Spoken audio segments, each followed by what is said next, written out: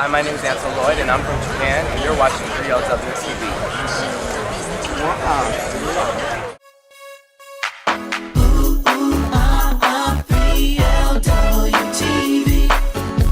Who's on this week? New York, LA, Sharpton, DC, Atlanta, Miami. They know the D and now the me in New Orleans and Tennessee.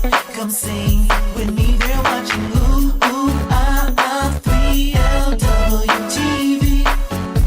Come watch with me.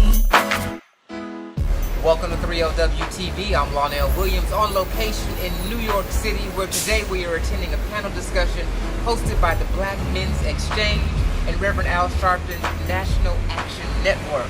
Today's subject is I Am a Man, Black Manhood and Sexual Diversity in the Black Community. Let's take a look.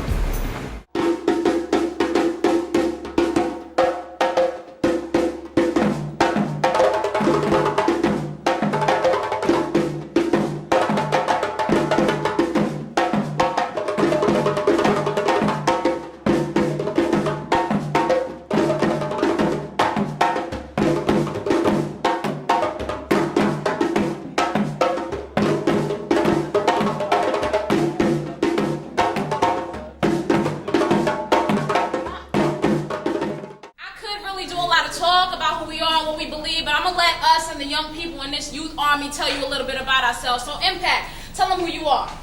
We are youth activists who view the creative arts and leadership training as a way to develop ourselves and change the world in a positive way. We believe that we must be the message that we bring through hard work, focus, discipline, unity, and the principles of SOS. Safe space, outstanding effort, and service to our family, friends, and community.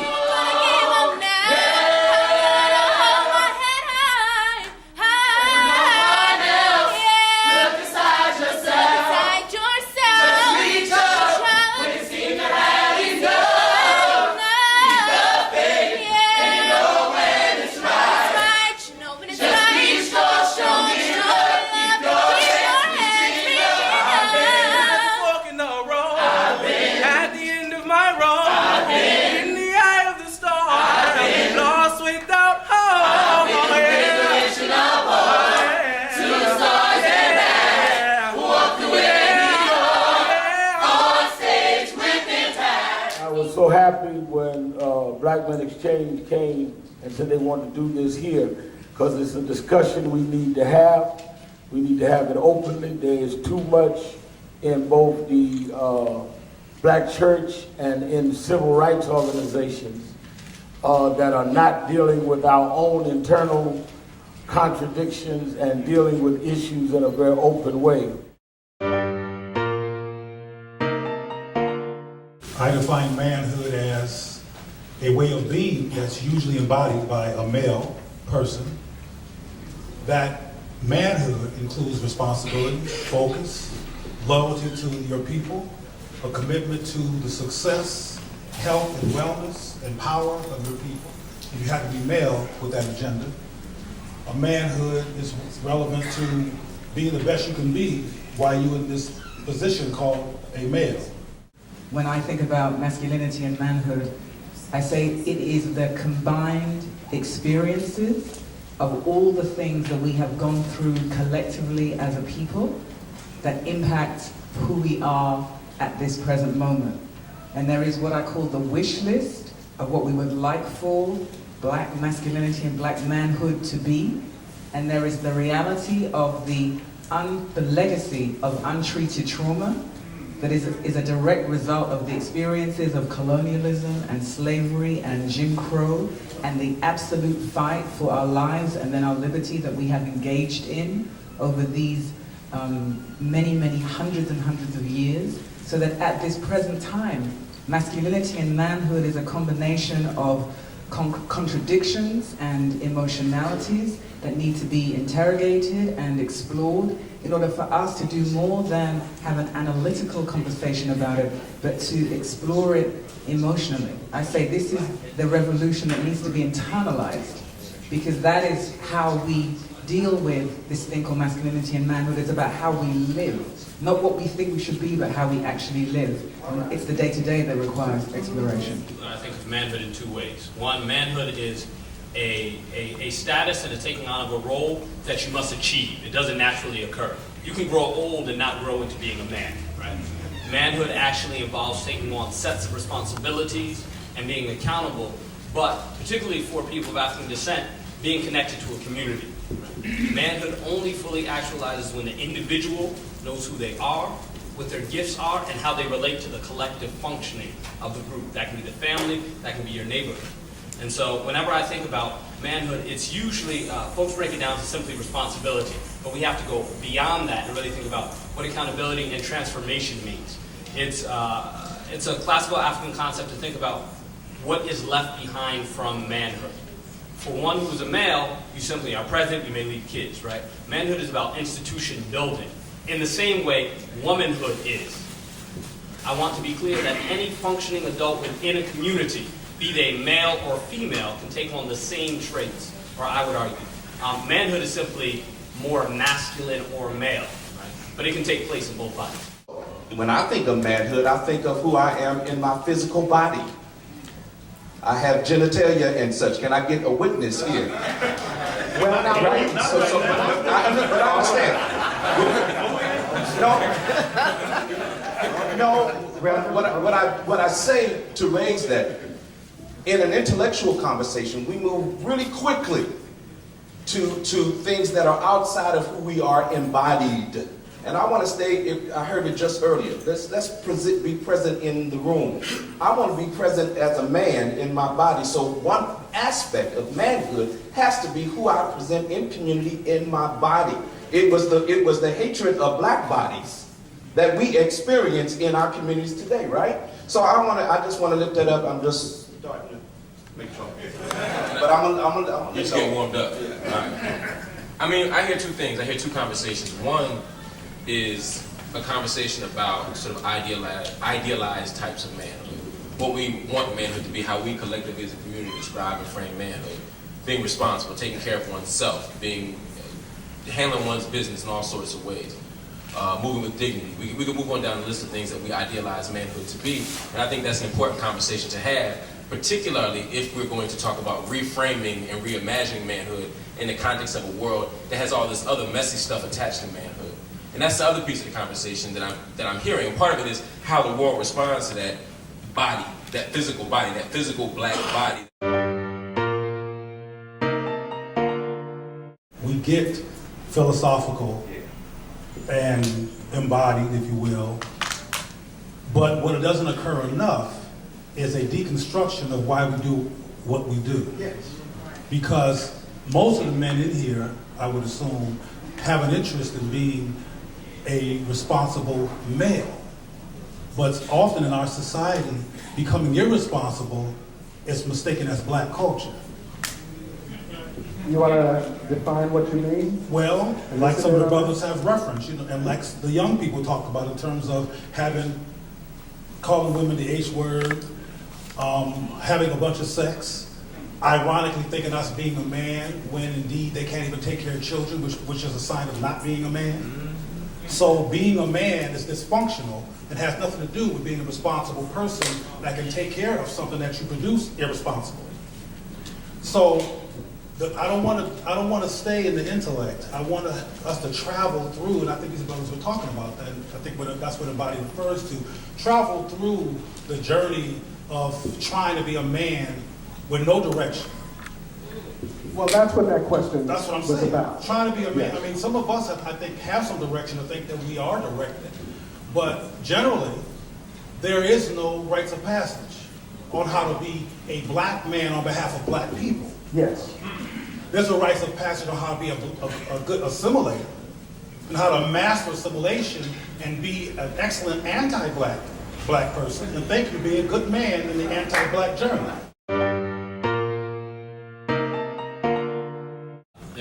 There's a lot of research that's finally coming out about pre-colonial Africa and the role of same-gender loving, right, or intimate relationships between men, right? And what happens in the narrative of when folks are saying, look to an African past, they suggest that homosexuality didn't exist, they suggest things like, well, the language wasn't even there. True. Nor was the language for heterosexuality. Right? The term heterosexuality comes to us from Europe. And it comes to us recently. In the same way the concept of homosexuality comes from Europe recently. Now, folks have been having sex since the beginning of time. If you're confused, then that's your issue. But in fact, we have multiple examples in pre-colonial Africa of men having relationships with other men, sexual relationships, intimate relationships. Now, people, of course, want to try to push that out of the framework and suggest that, well, that is the arrival of Europeans and bringing their cultural ways and values. But you can only do that if you're going to hop over history. I think the reality is that we have to understand that all sexualities, particularly the labels that we use, straight, gay, bi, trans, these are all constructions, and recent ones that we've put on. Sexuality is a continuum, it's complex. And then folks are told, get in this box. And if you're out of the box, it's like, no, get in. Because I need you to be in so I can understand who I am. I just want to add to that. That makes sense. I totally agree with everything LaRue says, and just add to that as well, that I'm Ghanaian. My mother is Ashanti, my father is Ghana. Having lived through and walked through that history, they were born and raised in the villages of West Africa, that you have these, I call it these two relationships with the African past. The created relationship that serves all these political agendas and informs the ways in which we want to divide and disrespect and disregard the reality that was. And then there is the reality that is, and that just doesn't trouble the waters in the way that we do in this present time. So that I say this, which is what my father and his grandfather taught me, that Africans have a relationship to sexuality the same way they had a relationship to land. There were just no boundaries. You didn't wrap things around it and then claim this or claim that. It was not that conversation, because it was this fluid thing. It was part of spirituality. It just didn't engage, and it wasn't honed down. That construction that comes later is a service to a political agenda that guarantees a separatism that serves a particular conversation, and that is bigotry. Bigotry knows no culture. That's just not the reality of what it is to be African. And then you have those Africans who will claim that homosexuality is a European thing because they want to claim some pure African supremacy. That is also BS. Do you know what I mean? And so each one serves its reality. But I know, certainly through what was the lived history, that's the oral history that is passed down generation to generation, there was no, if you said to my great-grandparents what is homosexuality, they wouldn't understand what you meant, because it wouldn't be their conversation. The same way, when you go into the village and you see affection between men, you don't sexualize that. There's no conversation to judge that because a man is holding another man's hand, they are therefore homosexual. There just isn't a conversation. It's just love. Do you see what I'm saying?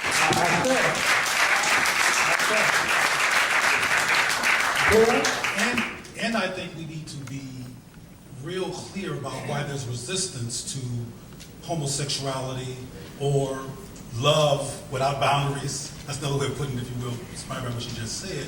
There's resistance in our bodies, in our training, in this room, and we need to contextualize the resistance to it, particularly living in America, in a patriarchal society where black people, in this instance black men, since that's the focus, were literally castrated and want their balls back. And part of getting your balls back is being a man according to the people that oppressed you. And being a homosexual in the midst of that makes you a failure at manhood. And acknowledging homosexuality in this context means that you acknowledge being a punk and a faggot, and punk and faggot don't fit in the Black Male Resurrection Campaign, and some of us are dysfunctionally involved in that. The Black Male Resurrection Campaign. The Black Male Resurrection Campaign. Black men have been in this system. We live in now. You know, we're not living back when we were being sexually boundaryless, if you will. Some of us are doing that, but we're calling it gay and lesbian and transgender, of course, cat, horse, and all these other different things. But a point I want to look at is our resistance to looking at same-gender men as men. Because we're trained to think that faggotness, if you will, is not manhood. And there's reasons for that. And some of the reasons, frankly, though they're dysfunctionally implemented, are based on a healthy intent. It's nothing Is wrong. that the Black Male Resurrection Campaign you mentioned? Yes, I was getting ready to mention that. All right. It's nothing strange or in my opinion, wrong with people that has come from men that were legally castrated psychologically, emotionally, habitually, legally. And literally. For wanting some men to show up. It's the problem with what a man is, though, that gets in the way. And I'm saying some stuff that's very dimensional because this is not a simple conversation, is that some of us don't want no homosexuality to be in Africa because we want to be men because we're trying to make up for lost time. Most of how we have practiced religion in one form or another came out of a slave theology. And we therefore adopted what they told us as religious belief. And I think that, and even those that come forward in the last 20, 30 years with so-called liberation theology, even that didn't go all the way toward liberation, because even parts of that said we're going to liberate to this degree. So, example, I grew up in the Church of God in Christ, and Church of God in Christ was totally what you would call homophobic, yet you had many practicing gays there as long as I can remember. Some of the gospel singers you talked about. I mean, and everybody knew it. But one of the things that always was so contradictory to me is we would get up and preach against what we knew was present, which is really crazy. I mean, it's not even like we didn't know it. We knew it and cooperated with it, hung out with it, had no problem with it, but would preach against it because we were accepted for that. Or going to, maybe whoever said it, Bayard Rustin. Bayard Rustin was the architect of the March on Washington 63. Yes. Created it, helped make it happen, and could not go out front because they threatened to expose that he was a homosexual. So now even in the civil rights movement, the freedom movement, you couldn't be free to who you wanted to be. Or in other movements. So I think that's why the conversation is important, and religion was used to beat people down into believing that this is right, this is wrong, according to what we were told more by the masters here than by some master in terms of a relationship with God, and people were condemned to hell. So politically, even today, Bush, Bachman, that crowd can use that same thing to beat well-meaning, liberating thing of black people into voting against their interests in the name of, but you can't be for same-sex marriage because that's a sin. And I mean, grown folks say that with a straight face and mean that you can vote against my health care, you can vote against my education, you can vote against my mama. But you stand up for marriage between man and woman, so I got to be with you. When in 04, when I ran for president and said that my position on same-gender marriage, many black churches told me that they could not support me because of my position. My position was, one, that why should we be voting on human beings having a relationship unless you're prepared to say that people of different genders are inhuman, then why are we even debating it? Secondly, all of you that want to take an issue with me have practice in your own churches. Some of you practice it yourself. All of you that want to take an issue with me have practice in your own churches. Some of you practice it yourself. Thirdly,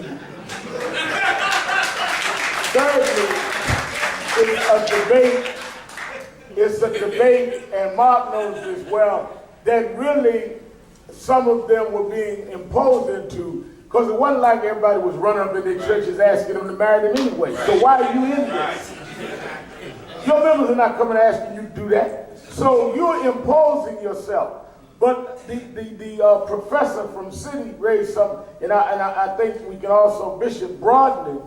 Part of the problem was that as we brought in new in my opinion, as we brought in new levels of leadership and new structures, we went into defining what not only manhood was, but what blackness was. Yeah. And if you didn't fit my definition of blackness, you weren't black. So you got to be a black man like this and black like this. And I think that we've got to get rid of all of those constructs if we're going to go forward. I'll give you an example. And my sister, when I was barely a teenager, my sister came to me and said she was gay. And I reacted in any way that Church of God in Christ boy preacher is supposed to react. I went and got my holy healing on. And this was before I heard of Michelle Bachman's husband and tried to heal her. Well, I didn't heal her. About 40 years later. But part of what I come to understand is that as I got older, my father left when I was 9. And part of, and that's another thing that we have to deal with in the discussion, what does all of that mean? Part of a male growing up without a male is that at some point, even if it's subconscious, you, and it took me years to realize it, you feel invalidated because you feel your father didn't want you, had nothing to do with your mother. So as I grew and became mentored by others, it was also looking for an acceptance from another man. The person that became a dominant acceptor in my life was James Brown. James Brown I met because his son, he liked what I was doing in civil rights. I was 16. Son got killed, he adopted me. One day when we were traveling, James Brown said to me, he said, Reverend, never called me out. I said, Reverend, I said, yes. He said, I want you to do your hair like me and wear it like that till I die. That's where my hairstyle came from. Now, I did that not out of style, but I was so deeply touched that a man wanted me to be like him. And my father did it in my subconscious. So I was feeling something that I needed more than what he needed. Because I was like always wanting some man. My father, I was named after my father. I looked like my father, but I felt rejected. Now I felt like I was worthy of a man wanting to emulate him. So fast forward, 80s come, I come back to New York, start leading in Howard Beach and other places. Some of my brothers and sisters in the movement say you can't wear your hair like that. But how you going to define my blackness? So I got to wear my hair like you, or I got to dress like you to be black. I'm as African as you are in an Al Sharpton kind of way.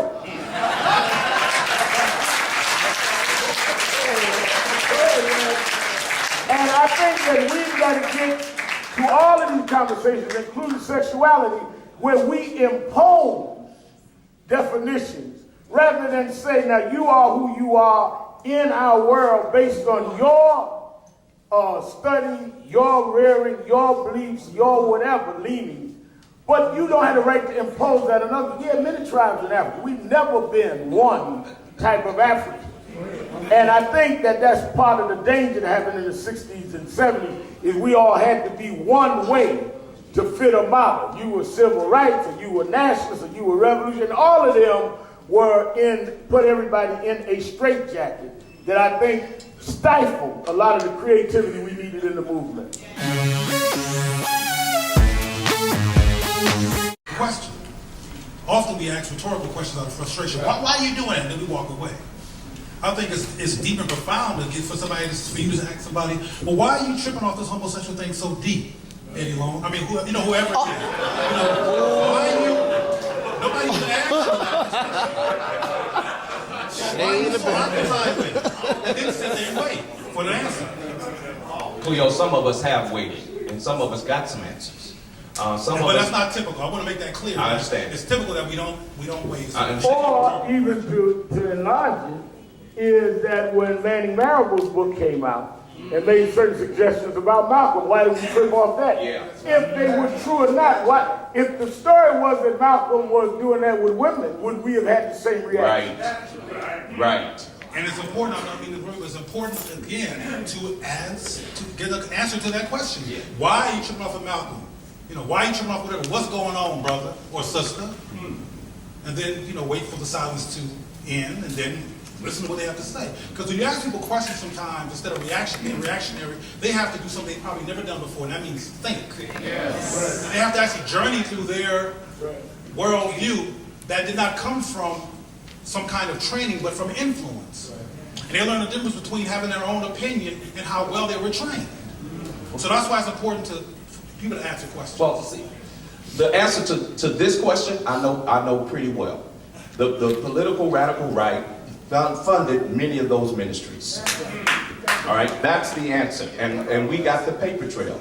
They are involved in all kinds of ways. Right now, the current anti-same gender loving movement that's in Africa is funded by the evangelical right wing here in this country. So therefore, this is related to and connected to Xchange, to some money. Somebody's getting paid. Even the statement, even the statement that was written by the Church of God in Christ, my beloved home denomination that I was born and raised in. When I asked several leaders, my colleagues and elders in the ministry, why did the Church of God in Christ never ever adopted any resolution, any major resolution in its history, in its 100-year history, except for this resolution that speaks specifically to the marriage between a man and a woman. When I read the resolution, it was written almost verbatim, given to them from the Heritage Foundation, who is related to the right-wing religious right political movement and that has been engaged in over the last 20, 25 years, systematically voting and moving and gerrymandering, if you will, our congregations, our leaders, and our movements. Reverend Sharpton knows exactly what I'm speaking of. We've watched some of the exchanges happen, right, in the moment. So, and you will recall, in the Bush administration, they even gave it a name. It was faith-based initiative. Remember?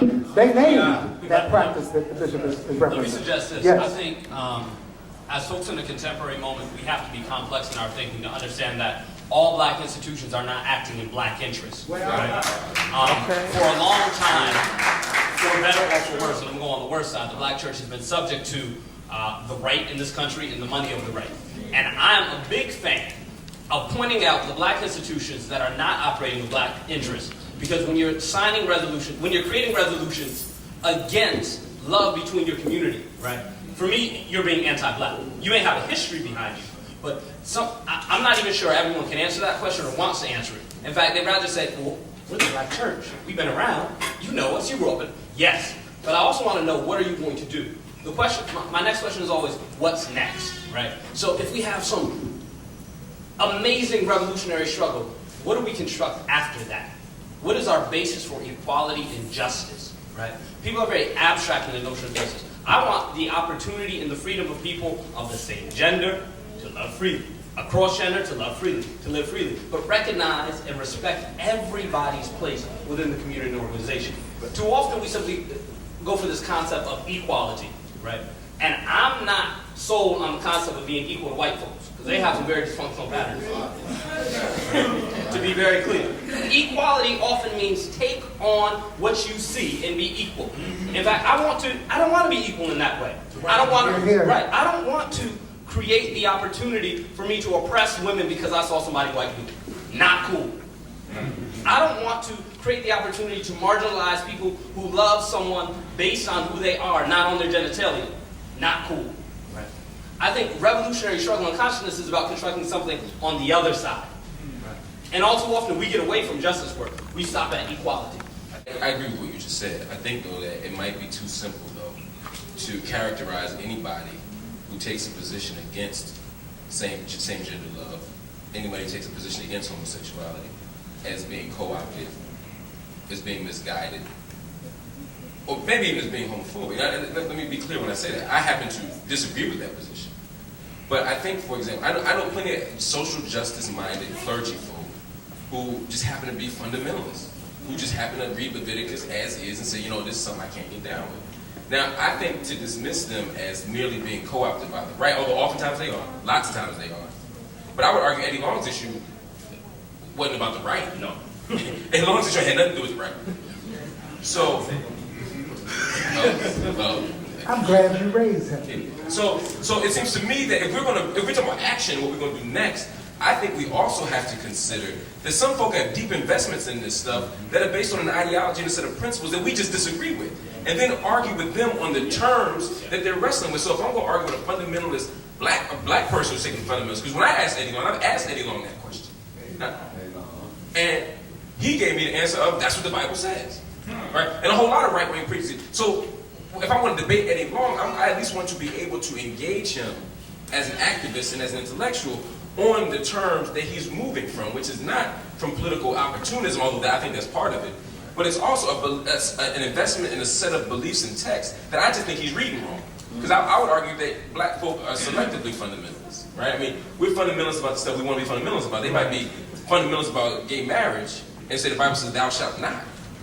But then them people pull out a plate of ribs in a minute, right? And when they pull out a plate of ribs, they'll tell you, well, you know, the Bible was referring to refrigeration and it was referring to, you know. I mean, they get real historicists, right? They start invoking all kinds of historical context and doing all kind of hermeneutic gymnastics to eat them spare ribs. But when it comes to gay marriage, it's thou shalt not. Leviticus said it, God said it, I believe that settles it. So I think we have to then engage them on their terms rather than really dismiss them as people who have been caught. I just think that I don't think politically that moves us forward. Well, we wanted to take that out of the abstract, Leviticus, I want us to hear what it said so we can look at it.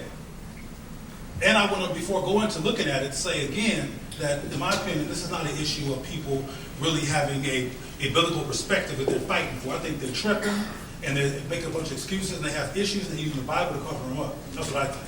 And I'm just saying that might be too, I think that could be a reactionary position, right? That anybody's doing it is really some deep... I didn't say anybody. We talked about one person so far. Let's take Eddie Long out the conversation. Okay. Right. I think Eddie Long represents a I think that a lot of things are going on, so you say that. I don't think there's just one thing going on. Right. But I'm saying that when people say, okay, I'm going to do this and I'm going to be hardcore on this, and they're hypocritical over here, I think to some extent they know they're hypocritical over here. So their goal is not to be pristine Bibleologists. Right. That's not their goal. Their goal is to do something what they want to do and stick to certain things for certain reasons and do some other stuff for another reason. Right, and I guess I'm less worried about the preacher who's doing that.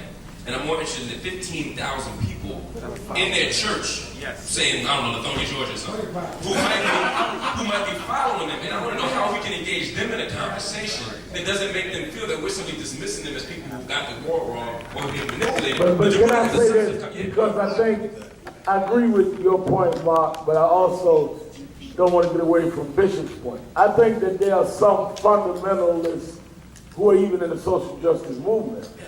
But I don't think that's why some of them got out and started leading marches and petitions and voter registration stuff. Because those people were funded. So I think Bishop was not talking about just those that had a position. I'm talking about those that started having proclamations that they never had before. These people didn't support anti-police brutality. And they came out against same-gender marriage. We couldn't get them to stand up for Amadou Diallo. So I mean, that's what he was talking about. That's an egregious effort to really manipulate the black church. And I agree with the professor's point, black church has always been. I mean, you remember the black church was against Dr. King. They threw him out of the National Baptist Convention. I mean, we will not tell the real history of all of that. I mean, we act like the young people, I say this all the time when I do school, we paint this romantic view of the move in the 60s. They weren't united. When I was 13 and went to my first SCLC national board meeting, they were throwing chairs at each other. One very well-known preacher came and said, I got my gun. This was the nonviolent movement. We hadn't even met with the Panthers yet. This is nonviolent movement. So we need to stop, painting with a different brush what's going on here. Black church was very reactionary, which was why they never stopped it from being an entity. They never in whole followed King till he was dead. Many of the King holiday ventures are at places King couldn't preach when he was alive. So we need, just like a lot of the nationalists were not with Malcolm in Harlem. When Malcolm was killed, they couldn't find a church to have his funeral. In Harlem. So I think that we need to be honest about it. Because the more we're honest about it, the more we can put in context this conversation that we always marginalized and did things to people, and we need to break through that. We think Jesus is white. We don't want to offend God.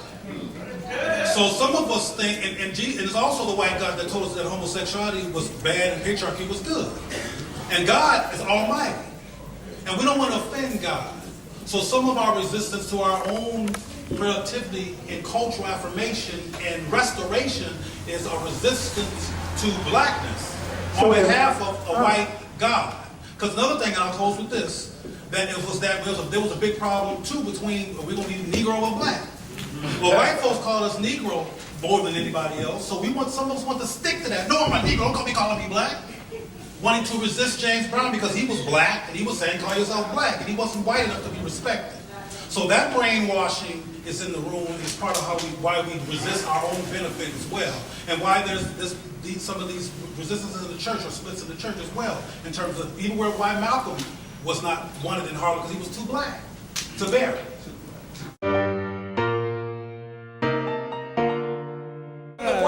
She gets the J.O. King, and the one black topic she gets is the down low. So now the black body, as if we don't have enough stuff from what's my man under Dukakis, the guy, the rapist, Willie Horton. From Willie Horton on back or on forward, all these, as if we don't have enough controlling violent images of black males. Now we have the down low, which isn't even an individual black male, but a composite black male walking around with his penis as his weapon of mass destruction, destroying black female bodies. Yes. You know, taking away all sexual responsibility and autonomy from black women, right? They just victims, happy victims, waiting for this gay black man who just won't admit it to pop out, right? And they frame this man as someone who's violent, who needs protection, and who we need to be wary of. All that stuff happens only for black folk. And that emerges out of a media and out of an academic institution and apparatus that only focuses on black folk. That's my only point. There is a thing that we have done that happens in our communities, that is violence. And that is this thing that happens with older men and younger men. And younger minor men. And I want to stay right close to me in the church and raise it up in this room. So while, yes. So you are taking up the issue of pedophilia or hemophilia? Yes, it is present. Yes. Thank you. It is present, and we got to talk about it earnestly, and not in this kind of the glitz and glamour of the down low. I wish I would have came up with it. I would have made some money. But let me help you because the ball is yours. But let's mark the distinction, because what Mark and you all have been talking about heretofore is homosexuality, which, as Mark reminded us, as of 1973 was removed from the Diagnostic Statistical Manual of Pathologies as a mental illness. So it is not a mental illness, whereas pedophilia is definitely a pathology.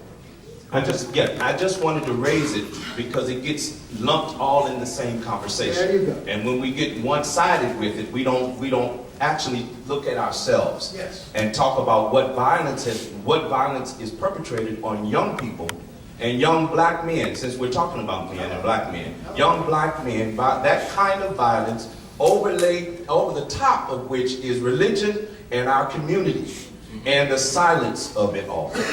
We all have to be much more conscientious and socialize ourselves, because sexual abuse in our community that is suffered widely by boys and girls, right? And we have to not only simply say, all right, go to church, get Jesus, but get counseling, get help, find out what's happening in folks' home lives, and give them the tools to react and respond to it constructively. Because all too often what we do is turn a blind eye to it. Throughout our entire history, there have been so many ways in which, because of white supremacy, we have all these reactionary models to what it is to be who we are. And every single thing becomes another construction to that reaction. So that eugenics, the idea that black people are less intelligent, must be because you want to compare black folk to white folk. That the down low is about framing sexuality as something deviant and dangerous because that's who black men were when they were on the plantation. There is a consistent narrative about all the different ways in which you make black men deviant. And how many different ways, how many different ideologies, how many different labels can you create to make sure that you frame the conversation in that way? My other point, though, is that when you bring it all the way up to the contemporary time, is that ultimately what you're still dealing with, thinking about, talking about, is the legacy of untreated trauma. And what it creates in us, in how we feel about ourselves, and then how we deal with one another. So we talk about being a people of movements, and we talk about the importance of institutions. And I say, but the first and most significant institution is the institution of self.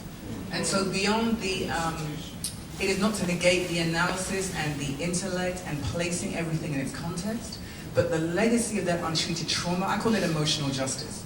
And that is that you have to deal with what all of those things have made you feel about yourself and how you shape yourself.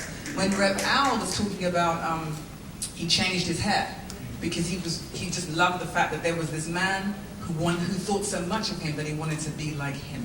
So I do these forums in Manhattan called Afrolicious, that I call them the Emotional Justice Arts and Conversation Series. And part of what I wanted to create was a place where we would start talking about who we are as people and how we came to be that way from an internal space. You know what I mean? I call it the revolution has also got to be internalized. So that our notion that revolution is social justice, it's a schools to prison pipeline, it's the legislation that the civil rights movement fought for, all of those things are absolutely valid and accurate, but when you bring it to this present time, each generation has to have its own movement for a particular reason. And in this time, what we have to deal with is the legacy of the untreated trauma, because that's the thing that creates all of this stuff that we're talking about. We don't want to interrogate that. And so we want to stay in a place, if you stay solely in the place of intellect, and I said this, your intellect and your scholarliness and your place at the pulpit, your role as a preacher, your role as a professional, all of those things can take you a long way. But the thing that can paralyze you, break you down, and kill everything is where you are emotionally. That immaturity or lack of it, that thing that we even call masculinity, which is a combination of what has been romanticized, the reactionary stuff, and then what is real. And what is real is the frustration and the insecurity and the pain and the complicity, that we're complicit with one another when we create refuge for violent folk. And we hide and we lie and we shield, because that's the way we try and protect this notion that is blackness, this thing that is blackness. And it's hard and it hurts. So instead of, I'm mad and there are no good black men, no, I'm hurt and you hurt me. And we have to find a way to get beyond that moment so that we can have a conversation. That's part of the healing. Healing, when it's talked about solely in terms of therapy, is an important conversation. But I'm saying as a people, we've always wanted to collectively gather and communally just share and talk, and in that space, find ways for healing. And one of the things that I say through the work that I do is that that's one of the ways that you can do that. But you need to create all these different avenues, and they're all valid. And so we cannot reconstruct in the 21st century what we have seen fail out of the movements in the 60s. So we know that James Baldwin was considered not even relevant for some of the nationalists because he happened to be gay. So somehow that fierce militant dude was just disrespected because of that. So in this time, what does that create? So that it doesn't become a kind of a negation of Eddie Long. But I'm saying, who are we up here? Who are you up there? Who are we? And let's make it internal and more personal and more emotional and more real. And from that place, we start to interrogate and think about this thing that's masculinity. Because masculinity is not just about who men are. It's who they are to me as a woman who happens to be and date and be with black men. It is who they are to their children, who they are to one another, and who they are to themselves. So that when we challenge one another, it is not from a space of confrontation that is loaded with judgment and negation, so you can't even hear one another. But it comes from another space. That's what I'm talking about. Since in some communities there'd be a collective embarrassment if our strongest hero and leader actually turned out to be gay. I mean, that was as Rev talked about. No, but I'm saying that they wouldn't say homosexual. They say gay. They say Malcolm was gay. That's every headline said Malcolm was gay. That was the point with Dr. King. When Bayard Rustin attempted to lead the civil rights or be an active front member of the civil rights movement, people, including Adam Clayton Powell, if you read the biography of Adam Clayton Powell, threatened king. That's right. And said that if you do not move wrestling from the front, I am going to spread a rumor that you two are having sex. So it's not just that bear wrestling going to be gay, you're going to be gay with him. And the idea being that if our moral leader and if our civil rights leader is gay, then again his legitimacy is compromised, a collective embarrassment. And black folk have always been governed by a politics of respectability. We are preoccupied at all moments with what white people think. And that's the key. Which is why it is imperative that we continue to interrogate manhood and our relationship to manhood.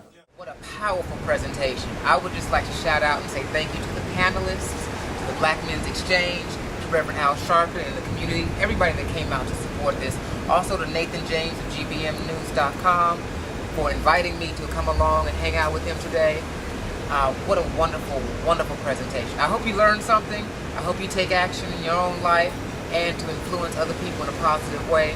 I'm Lonell Williams. Thank you for choosing 3LWTV. Always stand in your light. LWTV. Parties, the people, the girls, the boys. 3LWTV. The topics, the cities, the books, the toys.